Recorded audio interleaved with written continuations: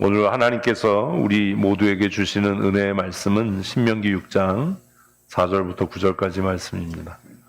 4주를 하고 있는데 4주쯤 하면 외워야죠.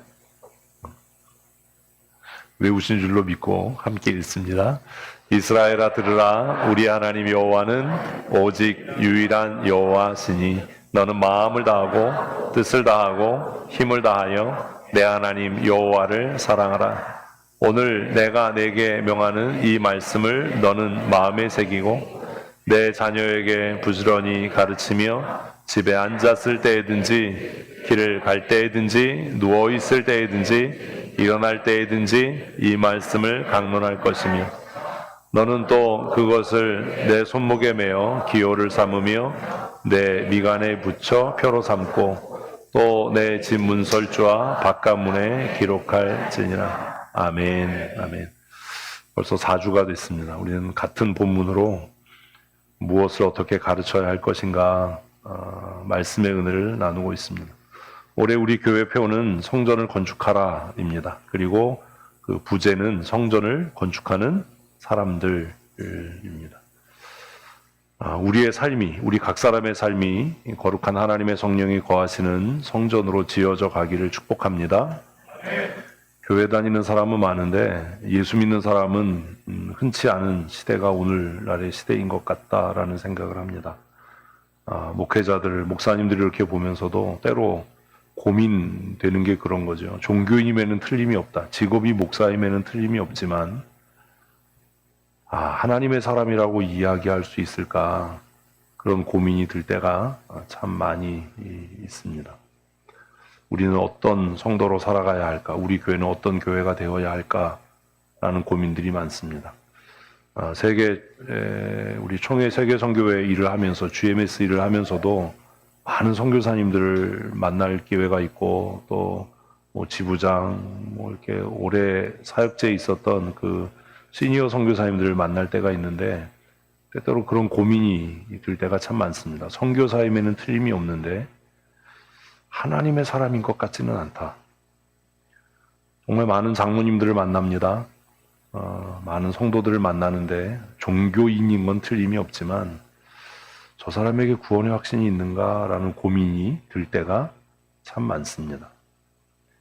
그래서 이제 2026년 교회를 새롭게 합시다라고 하는 각오와 결심으로 종교인에 머물 것이 아니라 우리의 삶이, 우리의 몸이, 우리의 전인격이 하나님의 거룩한 성령이 거하시는 거룩한 성전이 되어가야 한다라는 고민으로 2026년을 시작하고 벌써 3월 중순입니다. 우리 각 사람의 인격이, 우리의 삶이 하나님의 성령이 거하시는 거룩한 성전이 되었으면 좋겠습니다. 그리고 두 번째, 이제 주제에 머물러 있는 거죠. 우리의 가정이 하나님의 성령이 거하시고 예수 그리스도께서 주인이 되시는 그런 믿음의 가정이 되었으면 좋겠습니다. 그리고 더 나아가서 우리 당대만이 아니라 그 믿음이 우리의 자녀들에게 계승되어지고 우리의 자녀들을 통해서 더 성숙하고 발전해 가서 거룩한 믿음의 계보를 이루어가는 예수 그리스도의 다시 오심을 준비하는 복된 믿음의 가정들이 되기를 축복합니다. 아멘. 신명기 6장 4절은 지금 4주째 살펴보면서 같은 말씀을 계속 드리는데 성경의 금령이라고 일컬어지는 말씀입니다. 성경의 금령, 성경에서 굉장히 중요한 핵심이 되는 가르침이다라는 거지요. 우리는 성경의 요절이 뭐냐라고 하면 주저하지 않고 요한복음 3장 16절을 이야기합니다. 그러나 성경을 좀 이렇게 깊이 이해하는 사람들은 성경 전체를 요약한 황금률, 금령이 뭐냐라고 하면 신명기 6장 4절부터 9절까지의 말씀을 이야기합니다.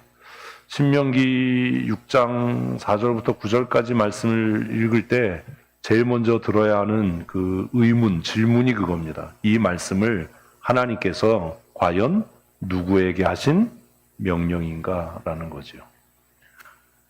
우리가 전도를 하면서 하나님은 모든 사람을 구원하시길 원하신다라고 그렇게 통상적으로 이야기합니다. 정말 그런가요? 대답을 왜 안 해요? 정말 그런가요? 아닙니다. 정말 그렇다고 얘기하면 여러분은 알미니안주의자입니다. 알미니안주의자라면 장로교인은 아닙니다. 그렇죠? 우리는 뭐지요? 장로교인입니다. 그것도 모르세요? 우리는 장로교인입니다. 장로교의 가장 기본 교리가 뭐죠? 그 칼빈주의 5대 교리라고 하는 그 교리가 핵심 교리인데 그 첫 번째가 뭐예요? 전적 부패입니다. 모든 인간은 스스로 자력으로 구원에 이를 수 없다. 두 번째가 뭐예요?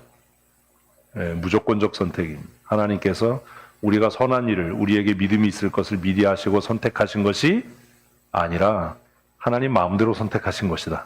그 다음이 뭐예요? 제한 속죄입니다. 제한 속죄가 뭐예요? 하나님이 모든 사람을 구원하기를 원하시는 게 아니다라는 거예요.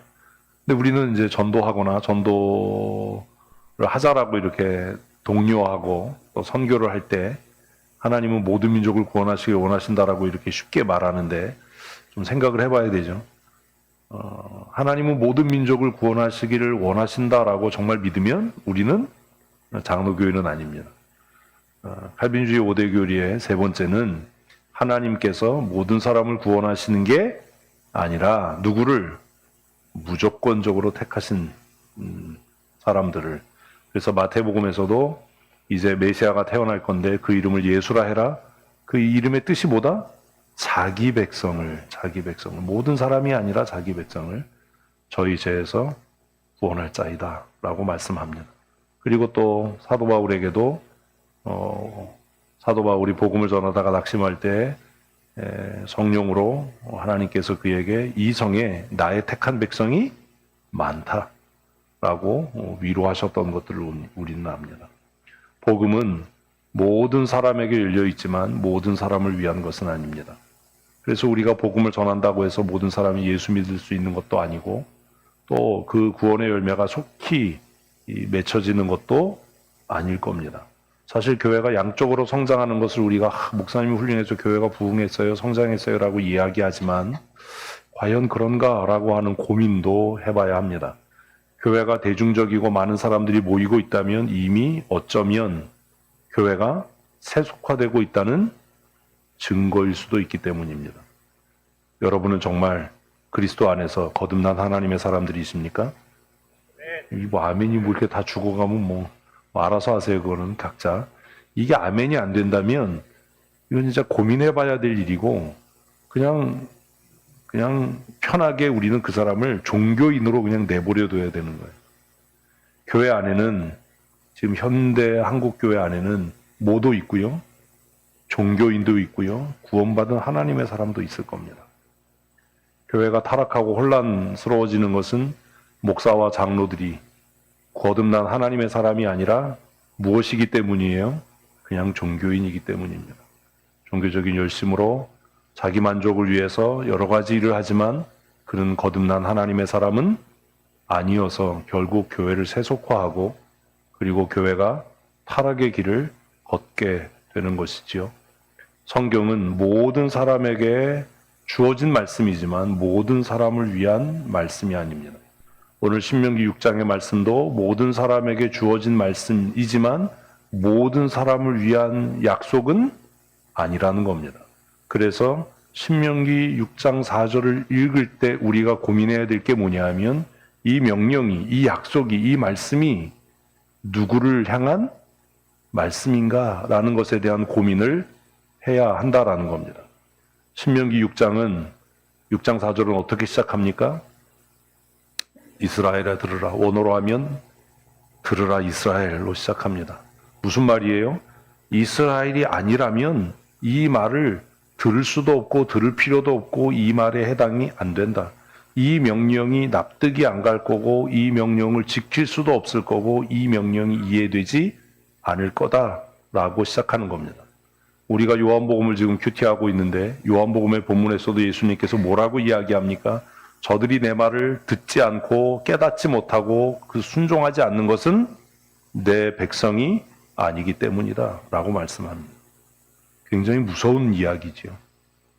오늘 우리가 예배에 나와서 선포되는 말씀을 듣지만 그냥 그것이 내 위안, 내 위로쯤으로 끝난다면 그 말씀을 들어도 깨닫지 못하고 이렇게 살아야 되겠다라고 결정이 안 되고 선택이 안 된다면 혹시 우리는 종교인일 뿐이지 하나님의 양은 아닐 수도 있다라는 겁니다.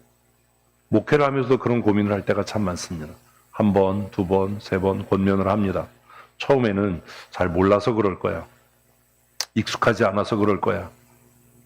지금까지 말씀대로 살지 않아서 그럴 거야. 근데 그것이 4번, 5번, 6번 반복되는데도 변명하고 핑계하고 듣지 않는다면 내 양은 아닌 겁니다. 그래서 제가 신방하면서 말씀드렸잖아요. 나는 안전한 사람인가? 라는 책에서 고쳤을 것인가? 교체할 것인가? 이게 마지막 챕터거든요. 고쳐쓰기 위한 노력을 하지 않고 교체하려고 한다면 나쁜 사람이지만 고쳐쓰기 위해서 가르치고 책망하고 권면하고 위로하는데도 그것이 수용되지 않고 받아들여지지 않고 삶이 변하지 않는다면 이건 더 이상 고쳐쓸 게 아니라 교체해야 되는 문제 아니겠습니까?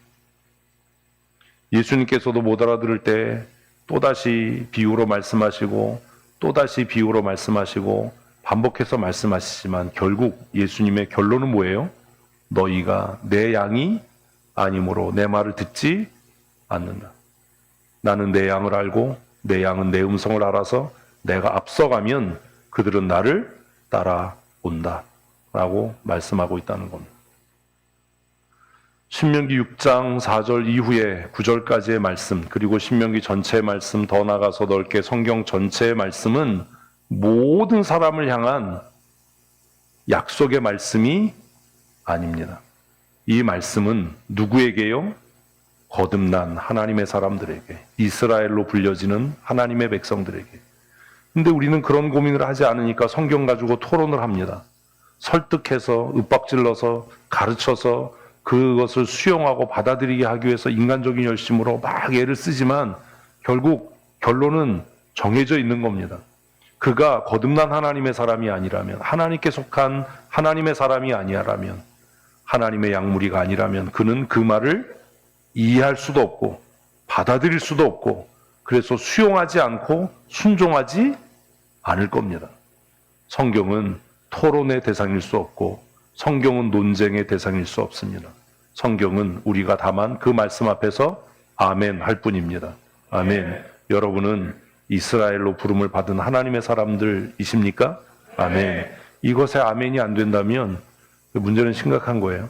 그래서 6장 4절은 이 말씀이 누구를 향하신 것인가를 다시 한번 명확하게 선포하는 것으로 시작하고 있다는 것. 뭐라고요? 이스라엘아 들으라. 이스라엘아 들으라. 말하십시다. 나는 하나님의 백성입니다. 나는 구원받은 하나님의 자녀입니다. 아멘. 이렇게 따라해서 될 건 아니지만 하여튼 그래야 된다라는 거예요. 그래서 저는 우리 교회가 막 크게 부흥할까봐 사실 그게 걱정되는 사람이에요. 300명, 500명 목사의 자랑이 되고 좋겠죠.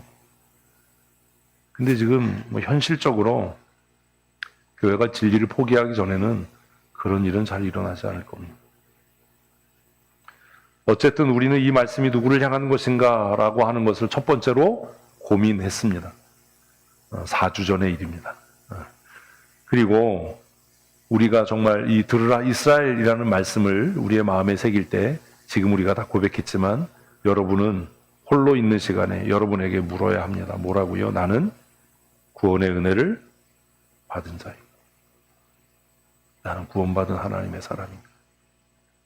나는 하나님 외에 다른 우상을 내게 두지 않고 살아가는 사람인가? 예수님께서 내 안에 임금으로 오셔서 나를 다스리는 것. 그 고민과 정직한 답을 해야 합니다. 그래서 6장 4절은 들으라 이스라엘이라고 이야기하고 여호와는 오직 유일한 하나님이시다라고 말씀합니다. 하나님을 안 믿는 게 아닙니다. 신앙생활 안 하는 게 아닙니다. 예수를 안 믿는 게 아닙니다. 그냥 종교인으로 사는 사람들은 거룩하게 예배하는 척하고 경건한 척하고 믿음 있는 척하지만 그들은 스스로를 속일 뿐입니다. 하나님을 안 믿는 게 아닙니다. 하나님을 안 믿으면 차라리 난데 하나님과 무언가를 겸하여 섬기는 거죠. 근데 성경은 뭐라고 이야기한다고요? 두 주인을 섬길 수 없다. 두 주인을 섬길 수 없다. 그래서 신명기 6장 4절은 무엇으로 시작한다고요? 네가 정말 구원받은 하나님의 사람이라면 네 마음에 너의 삶에 하나님 외에 다른 신이 없어야 한다. 그리고 신약에서 예수님은 그것이 너의 남편이나 아내나 자녀나 너의 생명까지라도 하나님보다 더 사랑하면 결코 하나님 나라에 갈 수 없다라고 말씀합니다. 우리는 하나님을 사랑합니다. 그리고 아울러 남편과 아내와 자녀뿐만 아니라 자신의 체면과 자존심을 더 사랑합니다. 그렇다면 신명기 6장 4절의 말씀을 적용하면 그는 구원받은 하나님의 사람은 아닌 겁니다. 우리의 자존심, 우리의 체면, 우리가 드러내고 자랑하고 싶은 그 어떤 것보다도 하나님을 더 사랑하고 하나님만 사랑하는 하나님의 사람으로 사십시다. 그게 구원받은 사람의 삶입니다. 그렇게 살아갈 때 우리는 비로소 이 언약의 대상이, 이 명령의 수용자가 되는 것입니다. 그러면 하나님을 사랑하는 하나님의 사람들에게 하나님께서 요구하시는 것이 무엇입니까? 우리는 신앙생활하면서 무언가 가치 있는 일, 위대한 일을 하려고 애쓰고 힘씁니다. 저도 철이 없을 때 제 그 수첩에다가 써가지고 다녔던 문장들이 있었는데 그 중에 하나가 내게 능력 주시는 자에서 내가 모든 걸 살 수 있다라는 그 멋진 말씀과 함께 뭐예요? 하나님을 위해 위대한 것을 계획해라 라고 이야기했던 윌리엄 캐리의 그 문구를 써서 다니곤 했습니다. 좋은 하나님의 사람, 신실한 하나님의 사람, 교회의 기둥과 같은 하나님의 사람은 무언가 교회를 위해서 하나님을 위해서 큰 일을 하는 사람이라고 착각했던 겁니다. 지금도 많은 사람들이 교회에서 무언가 영향력 있는 일, 비중 있는 일을 하려고 애쓰고 수고합니다. 그게 자신의 믿음의 증명인 것처럼 생각을 합니다. 그런데 하나님은 우리에게 무언가 큰 일을 하라고 말씀하시지 않는다는 겁니다. 하나님이 우리에게 요구하시는 거 뭡니까? 딱 하나예요. 나를 사랑하라라는 거. 어떻게 해요? 마음을 다하고 뜻을 다하고 힘을 다하여 전 인격으로 내 하나님 여호와를 사랑해요. 일하려고 일하는 어리석은 자가 되지 마십시오. 제가 들은 말 중에 제일 미련하고 한심하고 멍청한 말은 목사님 오늘 행사가 많으니까 예배 좀 빨리 끝내주세요 라고 하는 말입니다.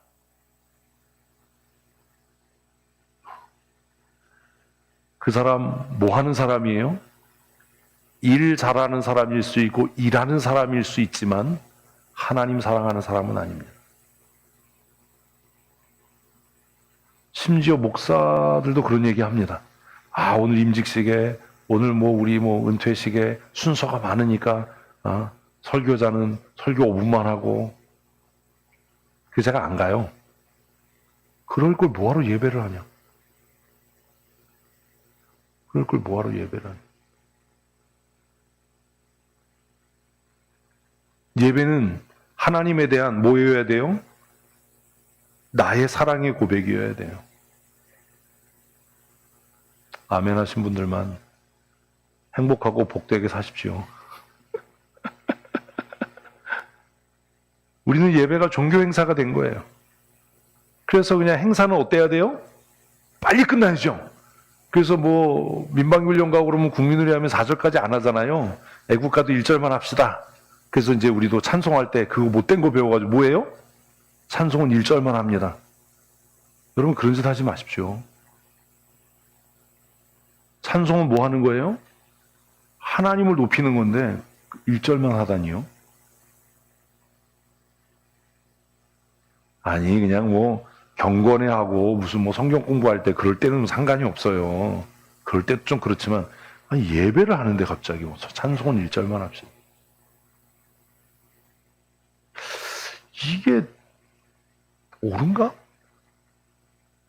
오늘 임직식에 은퇴식에 뭐 권면이 많고 축사가 많으니까 설교자는 5분만 설교해 주세요. 축사를 안 하면 되지. 권면을 안 하면 되지. 자기들 생색내고 인사치레하려고 막 많은 사람 초대해가지고 그냥 뭐 누가 나와서 축사하고 누가 감사패주고 저쪽 이런 거 하느라고 예배 시간을 줄이자. 예배 시간을 왜 줄여요? 배고프니까. 밥은 먹어야 되니까. 이게 옳은가? 목사님 오늘 재직회 해야 되고 뭐 행사 끝나고 남전도에 모여야 되고 여전도에 모여야 되고 그러니까 예배 좀 빨리 끝내. 그래서 남여전도를 다 없애버린 거예요. 아주. 그 예배 시간에 막 뭐 딴짓하고 졸고 이러다가 예배 끝나면 또 말똥말똥해져 막. 아니 뭐냐? 딱 하나죠. 결론이 난 거예요. 뭐가 결론이 난 거예요? 그는 뭐지만 열심히 있는 종교인이다. 열심히 있는 종교인이고 일 열심히 하려고 하는 사람이지만 뭐는 아니다? 하나님 사랑하는 사람은 아니다. 적어도 그는 하나님 사랑하는 사람은 아니다. 그가 하나님 사랑한다고 얘기하면 거짓말하고 있는 거다. 그러면 그가 하나님 사랑하는 사람이 아니니 일을 할 때는 부르지만 교회가 하나님을 위해서 무언가 정책을 결정하고 방향을 설정할 때는 그의 말을 들으면 안 된다. 이해되세요? 신명기 6장 5절은 우리에게 무슨 일을 하라라고 이야기하잖아요. 심지어 소제와 번제와 화목제와 속죄제와 속건제로 하나님을 영화롭게 해라라고도 얘기하지 않아요. 뭐라고 얘기해요? 내 하나님 여호와를 사랑하라라고 이야기해요.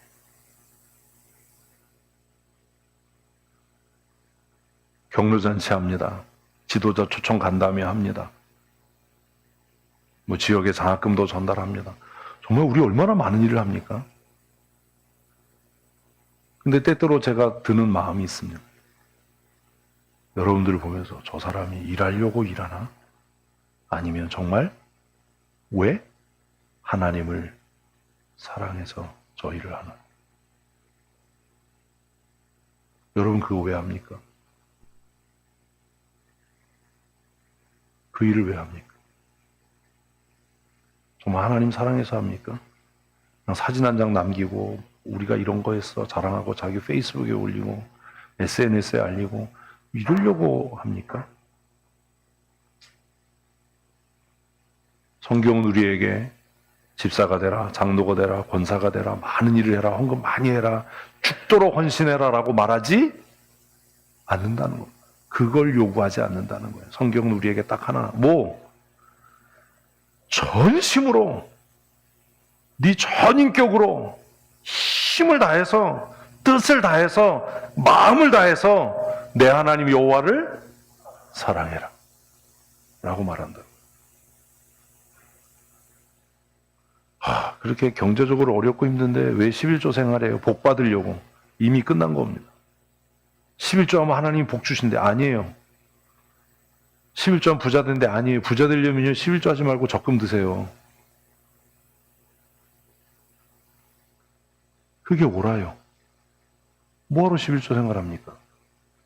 헌금하면 하나님이 복 준대. 그러니까 없는데도 헌금해야 돼.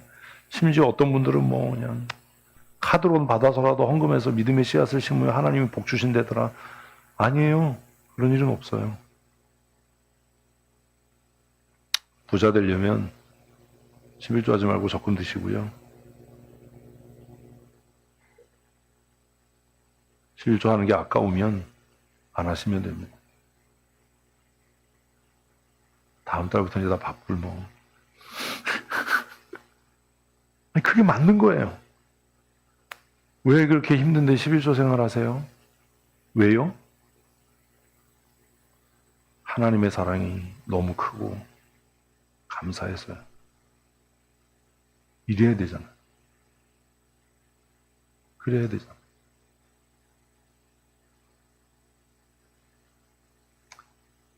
제가 가끔 잘 뭐 안 나가려고 하지만 어디 가면 이렇게 목사님 잘 다녀오세요.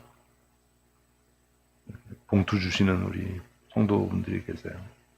또 신방 가면 봉투를 2개 주시는 분들도 있어요. 하나는 목사님 이거 하나 감사헌금이고 이거 목사님 수고하셔서 감사해서 드리는 겁니다.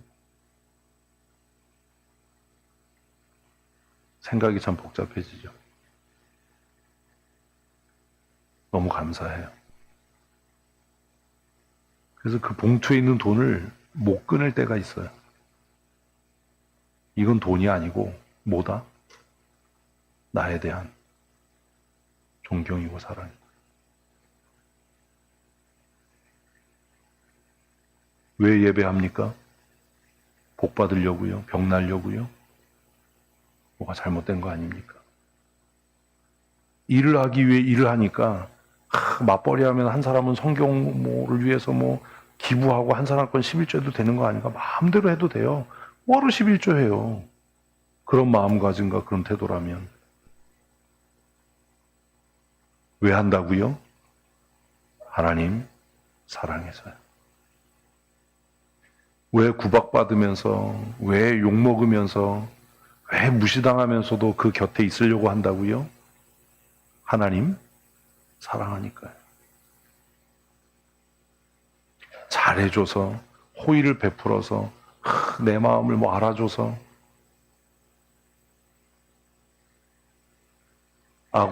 아골짝 빈들에도 복음을 들고 가는 이유는 몇시천 대를 감당하면서도 그 십자가의 길을 걷는 이유는 그 끝에 영광이 있고 무슨 복이 있고 은혜가 있어서가 아니라 딱 하나 아닙니까? 뭐요? 하나님 사랑해서. 하나님 사랑해서. 왜 성경 읽냐고요? 제가 월요일에 이렇게 서재에서 성경 읽거나 책 읽으면 전화가 와요. 뭐 하냐고, 어디 있냐고. 서재에 있다. 뭐 하냐고. 책 읽는다 혹은 성경 읽는다 그러면 그걸 뭐 맨날 읽냐고. 왜 맨날 읽어요? 아니에요. 머리가 나빠서 그런 거예요. 머리가 나빠서 읽어도 잊어먹으니까. 왜 성경 읽어요? 성경을 몰라서 배우려고가 아니에요. 왜요? 하나님 더 사랑하고 싶어서요. 하나님이 어떤 분인지 알고 싶어서요.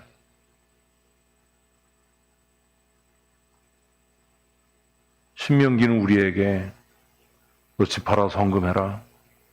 땅 팔아서 헌금해라. 뼈 빠지도록 수고해라. 아침부터 저녁까지 교회 나와서 일해라 라고 말씀하지 않는다는 겁니다. 뭐라고요? 마음을 다하고 뜻을 다하고 힘을 다해서 내 하나님 여호와를 사랑해라. 건강한 신앙생활은 성경을 배우고 뭘 받아 적고 외우는 게 아니라 제가 생각하는 성경을 읽으면서 깨달은 평생 예수 믿으면서 깨달은 건강한 신앙생활은 하나님과 사랑에 빠지는 겁니다. 하나님과 사랑에 빠지는 것. 사랑하면 보고 싶잖아요. 사랑하면 느끼고 싶고 만지고 싶고 함께하고 싶고 하나님을 만질 수 없고 피부로 느낄 수는 없지만 그분의 숨결을 느끼고 그분의 생각을 그분의 마음을 이해하기 위해서 뭐 한다고요? 성경을 읽고 기도하는 것 아닙니까? 그런데 그 예배가 안 된다면 그가 하나님을 사랑하는 사람입니까?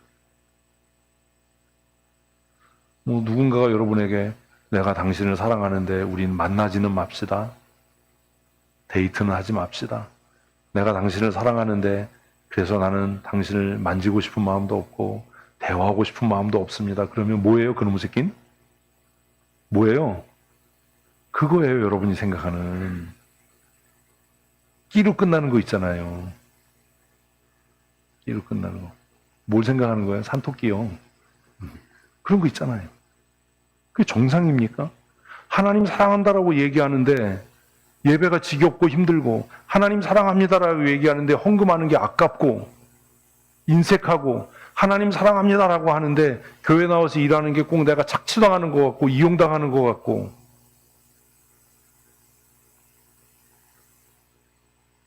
뭔가 잘못된 거 아닙니까?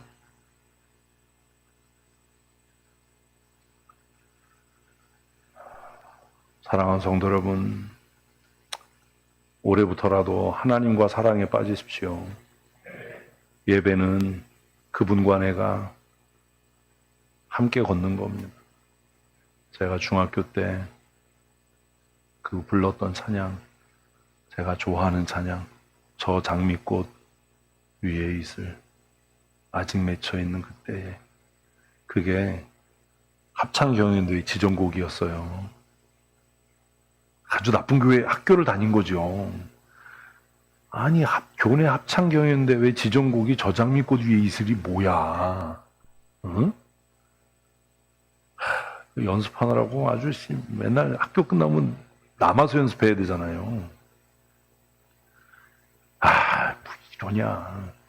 자유곡은 생각도 안 나요, 지금은. 근데 그 지정곡이 그 중2 때였는데, 지정곡이 저 장미꽃 위에 있으리였어요. 우리 이제 학급의 부반장이 여자애가 이제 지휘를 했어요. 엄청 잘난 척 하는 애가 있었거든요. 맨 처음에 그냥 그래서 너무 지겨웠어요, 너무. 이거 뭐 하루에 수십 번을 불러대니까.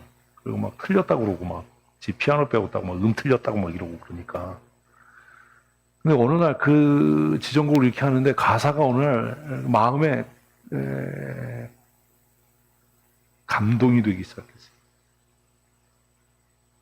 아, 신앙생활 한다는 건 그냥 교회 다니는 게 아니라 하나님과 사랑에 빠지는 건가 보다. 그 가사가 그렇잖아요. 응? 그래서 나중에는 그 동산 위에 더 있고 싶은 거예요. 응? 더 있고 싶어요. 근데 뭐래요? 이 죄악이 많은 세상에 할 일이 많아서 주님이 가라 그러시는 거예요. 아, 이런 거여야 하는구나. 나는 예배를 더 하고 싶고, 나는 기도를 더 하고 싶고, 나는 찬송을 더 하고 싶으면데, 예수님께서 야, 그만해라. 이제 너 학교에 살 일이 많고, 직장에서 할 일이 많아. 세상을 향해 나가야 돼. 그 가사가 그런 거잖아요. 주님 나와 동행을 하면서. 그래서 그 동산 위에 더 있고 싶은데 주님께서 나를 가라 명하신다. 그래서 중임 무렵에 그 찬송 경연대회를, 아니, 교내 합창대회를 준비하다가 그런 생각에서 내가 평생 교회를 다녔는데 나는 하나님과 사랑에 빠져본 적은 한 번도 없는 것 같다. 아, 내가 바리새인이구나.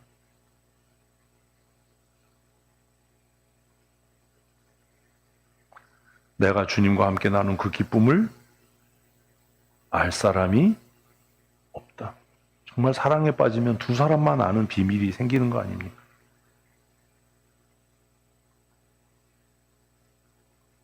나는 그 동산에 주님과 함께 하고 싶은데 주님께서 이 세상에 할 일이 많으니까 가라. 근데 여러분은 거꾸로잖아요. 예배를 빨리 끝내고 세상으로 나가고 싶잖아요. 왜요? 왜요? 세상을 사랑하니까요. 종교인이니까 교회는 나오는데 주님과 함께 있고 싶은 마음이 없는 거예요. 그 시간이 그렇게 귀하지 않은 거예요. 그냥 빨리 끝나고 어디로 가야 돼요? 세상으로 가야 되는 거예요. 어쩌면 그 찬송이 제 삶에 그 중학교를 졸업할 무렵에 정신 차리게 하는,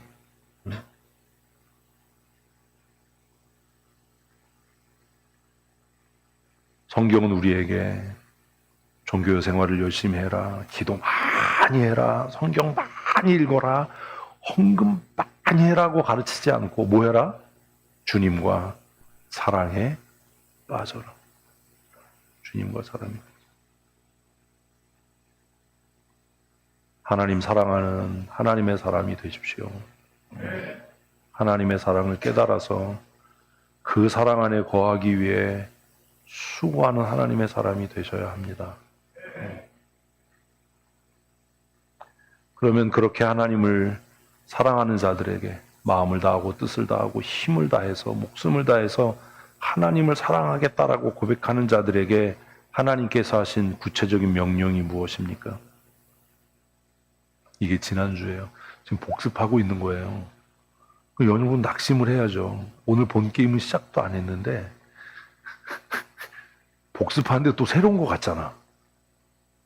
처음 듣는 설교인 것 같죠, 막. 얼마나 능력이에요, 이게. 우리가 아주 그냥 새까맣게 잊어먹는 그런 은혜와 능력을. 구체적인 명령이 뭐예요? 그게 6절이에요. 오늘 내가 내게 명하는 이 말씀을 너는 마음에 새기고. 다 이제 또 찬양 연습하고 밥 먹어야 되니까 다 빼고 새기고 마음에 새기고 지난주에 마음에 새기고 이 새기고라는 단어가 명심해라 기억해라가 아니다. 원래 뜻은 일어나게 해라, 발생되게 해라, 그렇게 되게 해라. 그럼 무슨 얘기냐면 6절은 네가 정말 하나님을 사랑한다면 네 삶이 말씀이 되게 해라. 네 삶이 하나님의 말씀이 실현되는 삶이 되도록 살아라. 왜 말씀 지켜요? 복 받으라고요? 아니요. 왜요? 하나님 사랑하니까. 마음에 새기고는 그거예요. 왜 전도가 안 돼요? 왜 오늘 한국교회가 세상으로부터 손가락질하고 지탄받아요?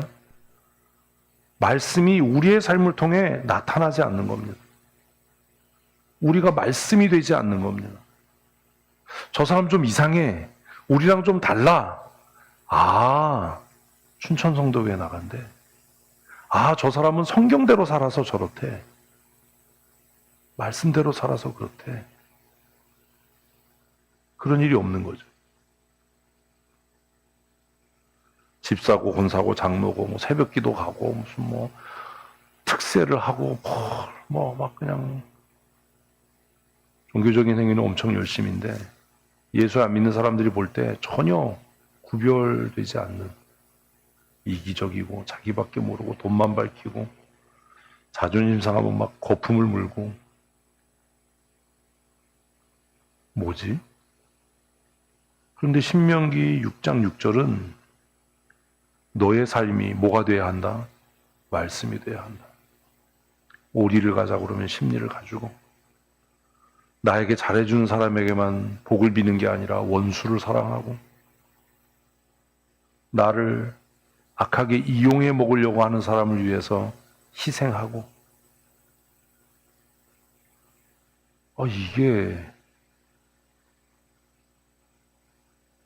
이게 어떻게 가능하지? 어떻게 가능하다고요? 하나님을 사랑하는 것을 통해서. 겉옷을 달라고 하면 속옷을 벗어주고 누가 구워달라고 오면 그냥 내어주고 있으면서 내려와라 라고 이야기하지 말고 구워줬으면 잊어먹고 이자받으려고 하지 말고 이렇게 살면 우리 망하는 거 아닌가? 저도 욕 많이 먹었거든요. 버스터미널까지 태워달라고 그러면 어떻게 하고 집까지 태워다 주고 큰 길에서 내려놓지 말고 집 앞까지 가주고 근데 그러면 오해받거든요. 욕먹거든요. 꼭 그렇게 해야 되냐? 그렇게까지 해야 되냐? 나도 당장 먹을 게 없는데 누가 배고프다고 하면 내가 있는 것으로 그를 먹이고 그리고 기억하지 말고 빨리 갚으라고 채근하지 말고 그게 내 삶이 뭐가 되는 말씀이 되는 조금 어리숙한 것 같고 바보 같은 것 같고 그렇더라도 그렇게 살으라고 말씀하시니까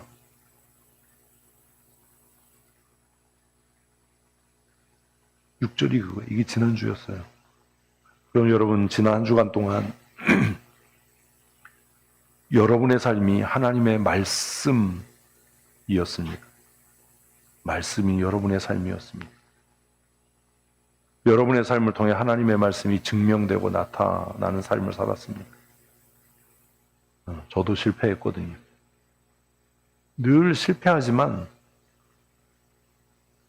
다시 시도해야 되는 이유는 나를 향한 하나님의 사랑이 변하지 않기 때문이고 어제 우리 정탁기 집사 신방하면서 권면했던 것처럼 여전히 하나님의 사랑이 나를 강권하시기 때문에 실패해도 다시 말씀이 내 삶을 통해 실현되고 내 삶이 말씀으로 해석되는 삶을 살기 위해 나 자신과 싸워야 하지 않겠는가? 왜 그렇게 해야 된다고요? 그래야 믿음의 다음 세대를 볼 수 있는 겁니다. 나도 구원의 확신이 없고, 나도 하나님을 사랑하지 않고, 내 삶에서도 하나님의 말씀의 능력이 나타나지 않는데 무슨 전도가 됩니까? 무슨 믿음의 계보를 이어갑니까? 여러분의 곁에 여러분의 자녀들이 있습니까? 안 창피합니까?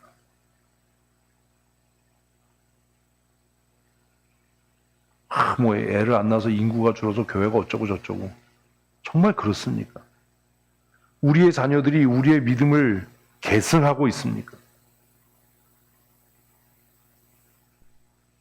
그래서 지난주까지가 뭐예요? 준비예요. 무엇을 하기 위한? 믿음의 거룩한 계보를 이어가기 위한 준비예요. 오늘 전도 대상자를 작정하는 이 주일에 지난주까지의 말씀이 전도 대상자를 작정하기 위한 준비예요. 나도 구원의 확신이 없고, 나도 하나님을 사랑하지 않고, 나도 예배가 안 되고, 예배가 지겹고 따분하고, 내 삶을 통해 하나님의 말씀이 실천되지 않고 실현되지 않는데 무슨 전도를 어떻게 하겠다는 겁니까? 무슨 믿음의 계보를 이어가겠다는 겁니까? 내 자식 하나도 말씀으로 살지 못하게 하는데, 내 자녀 하나도 믿음을 계승할 만한 믿음의 사람으로 키우지 못하는데, 어떻게 믿음의 다음 세대를 얘기하고 무슨 믿음, 주일학교 부흥을 어떻게 그 입에 담고, 나도 내 자식을 믿음으로 가르치는 걸 실패했는데 무슨 주일학교의 부흥을 이야기하고 다음 세대가 걱정이란 얘기를 하고. 제가 노회에서도 그러거든요. 야, 주일학교 연합회 다 치워버려라. 아니, 지네 교회 주일학교도 없는 장로가 무슨 주일학교 연합회 회장을 하고, 자기네 교회 주일학교 교사들에게 존경도 못 받는 사람들이 주일학교 연합회 회장을 한다고 회장이라고 막 이러는데, 그게 뭐냐, 그게. 그 주일학교 연합회가 부흥을 하겠냐. 아니, 여전도회가 자기네 교회에서도 전도도 하는 사람들이 모여서 여전도회 연합회 하면 그 여전도 연합회가 전도가 되겠냐, 전도를 하겠냐. 이름은 전도회인데 전도회라는 이름을 쓰지 말든지. 그래서 성경은 감독이 되려면, 장로가 되려면 자기 자녀를 믿음으로 잘 다스리는 자여야 한다. 자기 집안도 잘 못 다스리는 사람이 어떻게 하나님의 교회, 그리스도의 몸된 교회를 다스리겠냐? 그냥 명예니까 하는 거잖아요, 명예. 이 준비가 돼야죠. 이 준비가 돼야 믿음의 계보를 이어가든 전도가 되든 그럴 거 아닙니까? 구원의 확신이 있어야 복음 전할 거 아닙니까? 수가성 여인처럼 오늘 내가 메시아를 만났다라고 하는 기쁨과 감격이 있어야 마을로 뛰어가서 복음 전할 거 아닙니까? 내가 하나님 사랑한다. 그 사랑이 나를 강권한다. 그래야 전도가 되고, 그래야 다음 세대를 양육하지. 자기가 구원의 확신이 있는지도 없는지도 모르고, 하나님을 사랑하는지 안 하는지도 모르고, 살아가는 방법은 성경과 전혀 관계가 없고, 말하고 생각하는 거 보면 성경과 전혀 정반대의 선택을 하고 정반대의 말을 하는데, 무슨 전도가 되고 무슨 교회가 부흥이 되고 무슨 다음 세대가 있습니까? 어떻게 다음 세대를 양육할 겁니까? 자기도 말씀대로 안 사는 사람이 주일학교 부장을 하고, 자기도 하나님을 사랑하지 않는 사람이 주일학교 교사를 하는데 어떻게 주일학교가 부흥합니까? 하나님을 사랑하는 사람이 그렇게 할 수 있습니까? 그런 선택을 할 수 있습니까?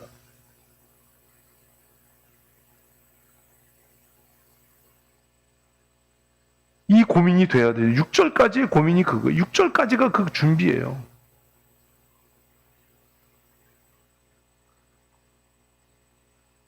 사랑해서 안타까운 성도 여러분, 제가 여러분을 볼 때마다 안타까운 마음이 드는 이유는, 저 사람이 정말 구원의 확신이 있을까? 거듭났을까? 저 사람이 정말 하나님 사랑하나? 저 사람이 정말 예수님 사랑하나? 저 사람의 삶에서 하나님의 말씀이 실천되고 실현되나? 그걸 먼저 돌아본 이후에 무슨 교회를 개혁하자, 교회를 새롭게 하자라고 이야기를 하든지, 자기도 구원의 확신이 없고, 자기도 하나님을 사랑하지 않고, 자기도 성경대로 살지 않는 사람이 교회를 개혁하겠다라고 하고 교회가 변화되어야라고 얘기하면 이게 얼마나 위선이고 무슨이야. 여러분이 작정한 오늘 이 전도작전 카드가 하나님 앞에 위선이 되지 않고 거짓이 되지 않으려면 우리가 먼저 구원받은 하나님의 사람이라고 하는 확실한 믿음이 우리에게 있어야 합니다. 그리고 힘을 다해서, 생명을 다해서, 뜻을 다해서, 마음을 다해서 하나님 사랑하셔야 합니다. 그리고 성경대로 살려고 노력해야 합니다. 아니 어떻게 재직회 공동회 당회를 하는데 성경하고 정반대의 이야기를 얼굴색도 안 변하고 주장하고 고집할 수 있냐? 그게 성경의 가르침이 아니다라고 얘기를 해도 뜻을 굽히지 않고 그 이야기를 계속 고집하는 것은 정말 그가 거듭난 사람이기 때문이겠습니까? 그가 정말 하나님 사랑하는 사람이어서 그렇게 하겠습니까? 그가 성경대로 살겠다라고 결심한 사람이어서 그렇게 말하겠습니까? 무언가를 하려고 하기 전에, 무언가를 시도하려고 하기 전에 잘 준비하십시오. 구원의 확신을 선명하게 하시고, 여러분이 하나님 사랑하고 있다는 것이 말로가 아니라 삶으로 표현되고 검증될 수 있도록 하셔야 하고, 여러분의 담임 목사인 제가 여러분을 보면서 저 사람은 그래도 성경대로 살려고 노력하고 있어, 성경대로 하려고 애쓰고 있어 라고 하는 안정감을 제가 누릴 수 있도록, 맡겨놔도 안전하겠어, 저 사람의 의견은 의심 없이 수용해도 안전하겠어 라고 하는 안전함을 느낄 수 있도록 우리 그렇게 살아야 하지 않겠습니까? 말로는 하나님 사랑한다고 하는데 입만 열면 세속적인 가치, 세상의 방식을 이야기하면 우리의 전도, 우리의 헌신, 우리의 기도가 무슨 열매가 있겠습니까? 우리가 우리의 자녀들도 말씀으로 바르게 양육하지 못하는데 어떻게 한국교회의 미래와 다음 세대를 염려할 수 있겠습니까? 우리의 가정을 하나님의 말씀으로 바르게 세워가지 못하는데 어떻게 세상을 향해 복음을 전할 수 있겠습니까? 이제부터라도 새로운 각오와 결심으로 준비하십시다. 준비하십시다. 그리고 그 준비가 됐다면 7절부터가 시작입니다. 7절 뭐로 시작하죠? 내 자녀에게 부지런히 가르치며. 오늘 사실 이 7절 상반절하면 이제 끝날 거예요. 묻더라고요. 언제까지 이걸 우려먹을 거냐고. 그래서 제가 그랬어요. 사고를 많이 끓여야 되는 거다. 여기서 자녀라고 우리가 번역했지만 이 자녀라는 말의 원어는 아들입니다. 히브리어로 벤이라고 하는 단어입니다. 원문대로 번역하면 뭐예요? 내 아들에게. 이 자녀라는 말을 원어에서는 아들 혹은 손자를 얘기해요. 뭘 얘기하는 겁니까? 믿음을 계승할 자에게 라는 겁니다. 그냥 낳은 자식이 아니라 누구에게? 믿음을 계승할 자녀에게. 이 거룩한 믿음의 계보를 이어갈 자녀에게. 아담이 아들을 낳았습니다. 첫째 아들의 이름은 가인이고요. 둘째 아들의 이름은 아벨이었습니다. 셋째 아들의 이름은 셋이었습니다. 그 이후에도 많은 자녀를 낳았겠죠. 그런데 이 7절 말씀대로라면 그 아담의 아들 중에 누구를 지칭하는 게 되겠습니까? 아벨은 왜 안 하십니까? 아벨과 셋입니다. 가인은 여기에 해당되지 않았습니다. 같은 부모입니다. 같은 아버지 아담에게서 낳은 자녀들 중에서도 가인의 후예가 있습니다. 그리고 돌에 맞아 죽어도 자신의 믿음과 경건을 포기하지 않았던 아벨이 있었습니다. 그리고 그 이후에 아담의 믿음을 계승했던 셋의 계보가 있었습니다. 자녀라고 다 자녀가 아닙니다. 성도라고 다 성도가 아니겠지요. 누구에게 가르치라는 겁니까? 이 믿음의 계보를 이어갈 자들에게. 여러분은 우리 춘천 성도교회 믿음의 계보를 이어갈 하나님의 사람들이십니까? 제가 신방하면서 그렇게 얘기했습니다. 외인으로 살면 안 된다. 나는 나그네고 외인이고 뭐 떠날 겁니다. 한 번만 더 그러면 내 죽여버린다 너.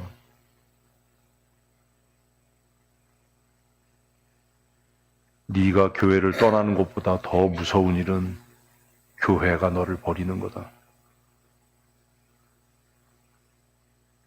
우리 양심의 손으로 한번 생각을 해보십시다. 제가 여러분을 모두를 볼 때 우리 교회의 신앙의 정체성을 바르게, 우리의 신학의 정체성을 반듯하게, 우리의 믿음을 계승하고 유지할 사람이야 라고 제가 볼까요? 아담이 나왔다고 해서 아담의 아들들이 다 아담의 믿음의 계보를 이어갈 자녀였습니까?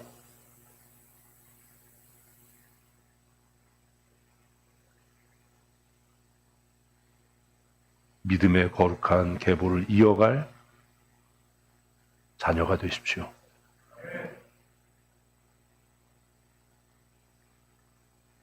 제가 이제 그런 기도 하거든요.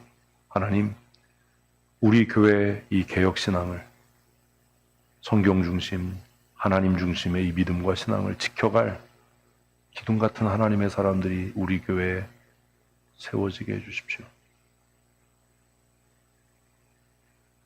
여러분들도 신앙생활하면서 그래서 잘 살펴봐야 하는 겁니다. 바울 사도가 그렇게 이야기했습니다. 너는 나와 함께 복음을 위하여 고난을 받으라. 그리고 너도 누구에게 이것을 맡길 것인지를 자세히 살펴 그에게 이 복음을 부탁해라.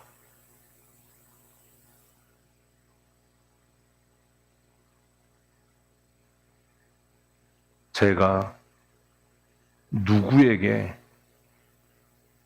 이 복음을 맡기고 부탁할 수 있겠습니까?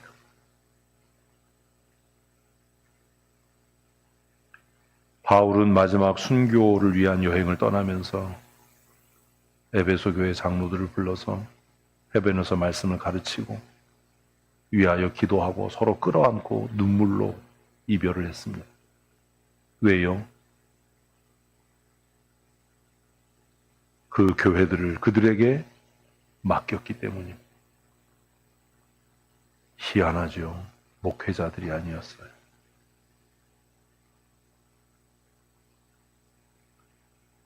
(7절에) 내 자녀에게 라고 이야기하는 이 자녀는 그냥 네가 낳은 자식이 아니라 남자냐 여자냐가 중요한 게 아니라 너의 믿음을 계승하고 그 믿음의 정통성을 유지할 수 있는 사람에게 위임하고 위탁하고 부탁하라라는 것. 교회의 중직자 여러분, 어른이라고 생각되는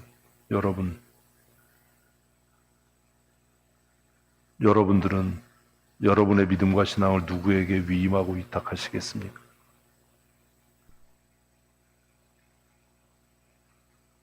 이미 은퇴하신 박윤수 권사님과 박길순 권사님에게 제가 부탁드렸었잖아요. 은퇴하시기 전에 내 믿음, 내 신앙, 내 열심을 위임하고 가르치고 위탁할 사람을 찾아야 한다. 그래야 교회가 든든히 서는 거다. 나만 열심히, 나만 신실하게, 나만 충성되게가 중요한 것이 아니라 이제 내가 누구에게 이 믿음의 바톤을 넘길 것인지, 그래서 거룩한 믿음의 계보가 어떻게 이어져 갈 것인지를 고민해야 되는 것 아니에요. 그래서 제가 말씀드렸잖아요. 은퇴하시기 전에 두 사람은 양육하고 세워야 된다. 약속을 안 지키신 거예요. 다 마찬가지입니다. 내가 집사야, 내가 장로야, 그게 전부가 아니지 않습니까? 저의 긴 기도가 그겁니다. 제가 이제 우리 교회에서 20년 있었고 이제 얼마 안 있으면 은퇴를 할 겁니다. 그래서 기도 시작합니다. 기도합니다. 하나님, 이 믿음의 거룩한 계승이 이어져 가게 해주십시오. 우리 교회가 크게 부흥하고 성장하는 것이 아니라 이 개혁신앙과 성경 중심, 하나님 중심의 신앙을 이어받을 신실한, 나보다 더 탁월하고 뛰어나고 훌륭한 후임 목사를 하나님 보내주십시오. 내가 그에게 교회를 위임하고 떠날 때 감사하고 기쁨으로 이 교회를 떠날 수 있도록 해주십시오. 여러분은 그 준비를 하고 계십니까? 내가 이 사역의 자리에서 물러날 때, 교회가 정한 법에 따라서 내가 집사에서, 권사에서, 장로에서 은퇴할 때 내가 하나님을 사랑하는 그 사랑과 교회를 사랑했던 그 열정들을 누구에게 위임하고 위탁하고 내가 물러설 것인지를 준비해야 하지 않습니까? 그래야 교회가 든든히 서지 않겠습니까? 그래서 7절은 너의 믿음을 계승할 자에게, 너의 신앙을 본받을 자에게 이것을 뭐 해라? 가르치라. 여러분의 믿음을 이어받을 사람이 누구입니까? 여러분의 신앙을 계승할 자가 누구입니까? 그걸 위해 기도하고 계십니까? 성도들을 잘 살피고 계십니까? 제가 노회에서 후배 목사님들을 잘 살피고 다른 교회 부목사 하는 목사님들을 잘 살피는 이유 중에 하나가 뭐라고 생각하십니까? 그 후배 목사님들을 청해서 같이 식사를 나누고 차를 마시고 그 사람들의 신학적인 견해를 묻고 지식을 묻고 같이 데리고 스터디를 하고 하는 이유가 뭐라고 생각하십니까? 우리는 이 세상에 천년만년 살지 못합니다. 언젠가 우리가 이 땅을 떠날 때, 이 사역의 자리에서 물러설 때 나보다 더 탁월하고 신실하고 뛰어난 하나님의 사람들이 그 거룩한 믿음을 계승할 수 있도록 준비해야 하지 않습니까? 그게 7절입니다. 여기서 내 자녀라는 말은 단순하게 네가 낳은 네 자식을 이야기하는 것이 아니라 너의 믿음을 계승할 자, 너의 신앙을 계승해서 더 견고하게 할 자, 그들에게 뭐 해라? 가르치며. 여기서 말하는 가르치며라고 하는 단어의 원어의 뜻은, 제가 한 번도 원어의 뜻 이런 거 아는데 신명기 6장이 이게 중요해서 이러는 거예요. 여기서 원어의 뜻은요, 날카롭게 하다예요. 그냥 지식을 전달하는 게 아니에요. 뭐 하는 거라고요? 날카롭게 하는 거예요. 날카롭게 하다. 그래서 제가 교회에서도 이렇게 성경 가르치면 받아 쓰지 마세요, 기록하지 마세요라고 하는 이유가 뭐냐면 바보 되는 겁니다. 받아 쓰고 기록하고 기억해서 날카로워질까요? 몰라요? 칼 어떻게 갈아요? 숫돌에 문질러야죠. 가르친다는 건요, 그를 연단한다라는 거예요. 문대는 거예요. 그래서 제가 때때로 야단도 쳐보고, 협박도 해보고, 자존심도 상하게 하고, 뭐 하는 거예요? 날카롭게 하는 거예요. 풀무불에도 넣어보고, 뜨거워지면 찬 기름에도 넣기도 하고, 그러다가 부러져 나가기도 하고, 아무리 나를 세워도 무뎌지고, 그러면 버려지는 겁니다. 쓰여질 수 없는 사람이야. 성경이 말하는 부지런히 가르치며 모든 수단과 방법을 다 동원해서 어떻게 해라? 날카롭게 해라. 날이 서게 해라. 단단하게 해라. 그냥 지식을 가르치고 지식을 전하는 게 아닙니다. 성경은 이렇게 읽는 거야. 말씀 묵상은 이렇게 하는 거야. 성례식은 이렇게 하는 거야. 전도는 이렇게 하는 거야가 아니라 그의 인격을 다듬어서 날카롭게 하고 그의 지성을 다듬어서 날카롭게 하고 그의 성품을 다듬어서 강인하게 하고 제가 가끔 혼자 욕하는 게 있거든요. 우리 교회에서도 지도자들을 발굴하고 세워가면서 제가 정말 마음이 답답하고 한심하고 우울해서 하는 제 혼자의 욕이 뭔지 아세요? 이걸 알면 천재지. 12시 50분이네. 뭔지 아세요? 약해 빠진 새끼들. 그게 제 욕이에요. 약해 빠진 새끼. 약하고 무디고 무르면 믿음을 계승할 수 없습니다.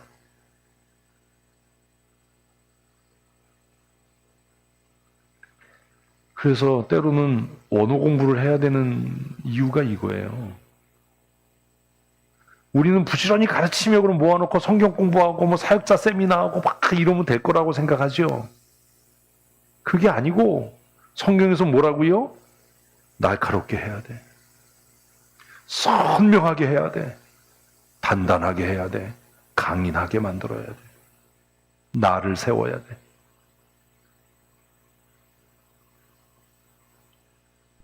무딘 날로 요리해 보셨습니까? 칼이 무디면 어떤 일이 생기죠? 손 다칩니다. 손 다칩니다. 왜 사람이 하는 수술보다 로봇 수술이 더 비싸죠? 아무리 실력 좋은 의사가 칼을 잡고 환자의 상처를 갈라도요, 현미경으로 보면 너덜너덜해요. 그러니까 빨리 아물지 않는 거예요. 근데 로봇 수술을 하면 그 절개면이, 잘려진 면이 아주 깨끗합니다. 그러니까 회복이 빠른 겁니다.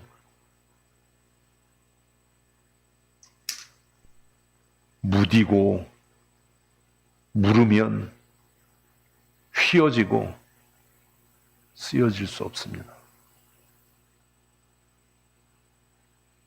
단단하고 날카로워야 합니다. 그래야 무언가를 이룰 수 있습니다.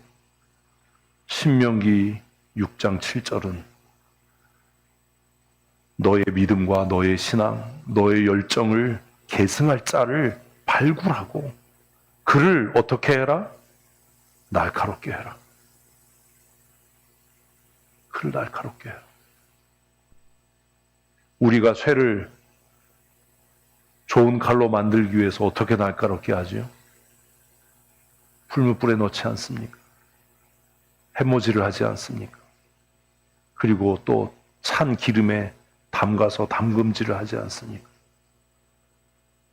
그래서 철이 그 성격을 가지면 이제 그라인더로 갈고 연마석에 갈아서 그 날을 세우지 않습니까? 제가 해보니까 대부분 그 중간에서 부러져 나가고 휘어서 쓸 수 없고 좋은 재료 만나는 게 참 쉽지 않구나.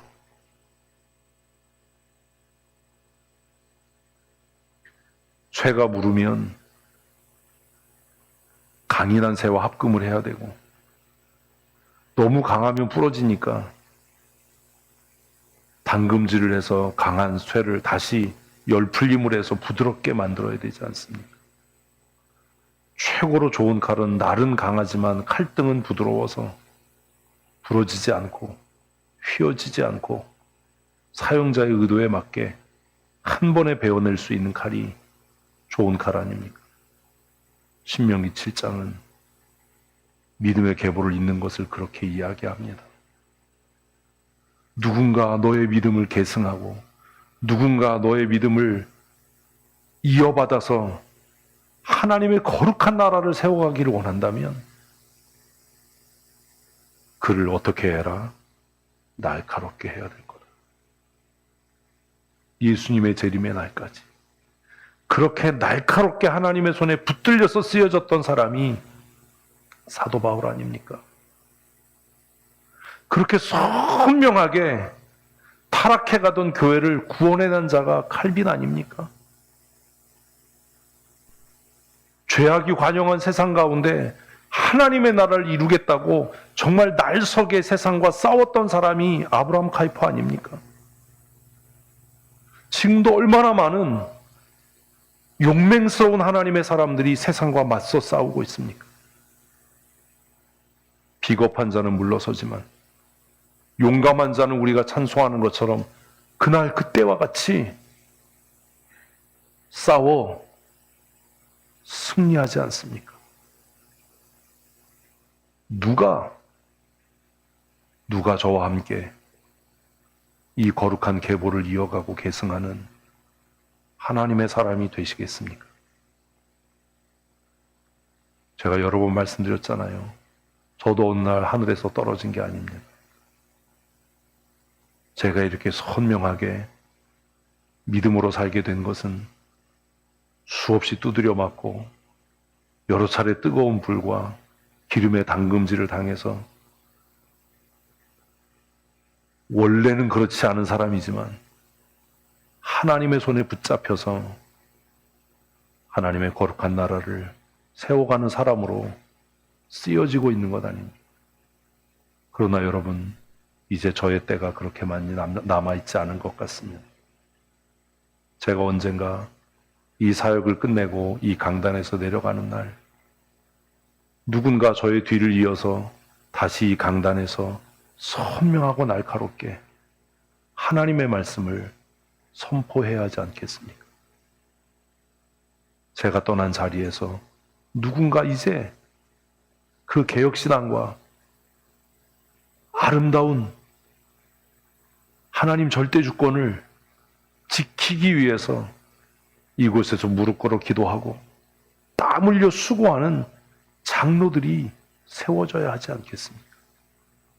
그리고 그들은 또 그렇게 자신의 믿음의 거룩한 계보를 이어갈 하나님의 사람들을 찾아내고 발굴해서 그들을 날카롭게 훈련하고 연단해서 우리 춘천성도 교회가 많은 숫자가 모이는 교회인 것을 자랑하는 교회가 아니라 예수 그리스도의 재림의 날까지 주님의 다시 오심을 준비하고 죄로 죽어있는 영혼들을 건져내고 구원해내는 하나님의 사람들을 또 양육해서 그렇게 강한 그리스도의 용사로 만들어가는 그런 교회로 남아야 하지 않겠습니까? 우리는 어떻게 살아야 되겠습니까? 때때로 제가 여러분들을 책망하고 꾸중하고 마음 아프게 하고 힘들게 한다고 낙심하지 마십시오. 미워서 그러는 것도 아니고 여러분을 무시해서 그러는 것도 아닙니다. 제가 여러분을 제 마음에 품고 바라는 것은 여러분들이 그리스도의 강한 군사가 되기를 원함입니다. 마지막 때까지 우리의 생명이 다하는 날까지 그리스도의 강한 용사로 앞서가신 우리의 대장이신 예수 그리스도의 발자취를 따라서 타협하지 않고 굴하지 않고 끝까지 하나님의 나라를 이 땅에 세워가는, 그리고 주님께서 이 땅에 재림하실 때 주님 어서 오십시오, 우리가 기다렸습니다, 이렇게 반겨 맞을 수 있는 하나님의 사람이 되어야 하지 않겠습니까? 여러분의 자녀들이, 우리의 자녀들이 대를 이어 목사가 되고 또 장로가 되고 집사가 되고 권사가 되어서 하나님 나라를 신실하게 세워가는 믿음의 명문이 되는 복된 가정 되시기를 축복합니다. 함께 기도하시겠습니다. 내 자녀에게 부지런히 가르치라 말씀하셨습니다. 무엇을 어떻게 가르쳐야 할지 우리로 깨달아 알게 하시고 세상과 타협하지 아니하고 예수님의 재림의 날까지 믿음의 거룩한 계보를 이어가는 가정과 교회가 되게 하여 주시옵소서. 우리의 남은 날수를 계수할 수 있는 지혜의 마음을 우리 각 사람에게 더하여 주셔서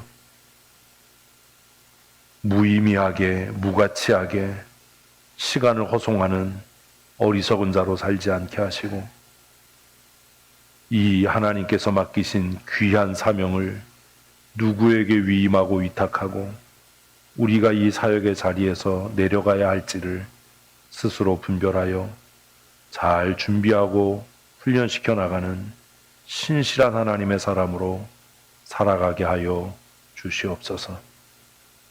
교회의 머리 되신 우리 구주 예수 그리스도의 크신 은혜와 우리를 죄악 가운데서 구원하시고 하나님의 자녀 삼으시기 위해 그 독생하신 아들을 이 땅에 보내시고 그의 피로 우리를 값주고 사신 아버지 하나님의 크고 놀라우신 사랑하심과 성령님의 교통하시고 충만케 하시며 우리 안에서 역사하셔서 그리스도의 강한 용사 되게 하시는 은혜와 새롭게 하시는 역사하심이 오늘 전도 대상자들을 작정하고 우리가 어떻게 거룩한 믿음의 계보를 이어가야 할지를 깊이 생각하고 다짐하며 일상의 삶에서 하나님의 사람으로 권세 있는 삶 살아가기로 다짐하는 사랑하는 주의 권속들 머리머리 위에와 아버지께서 그리스도의 핏값으로 세우신 우리 춘천 성도교회 위에 영원토록 함께 있을지어다. 아멘.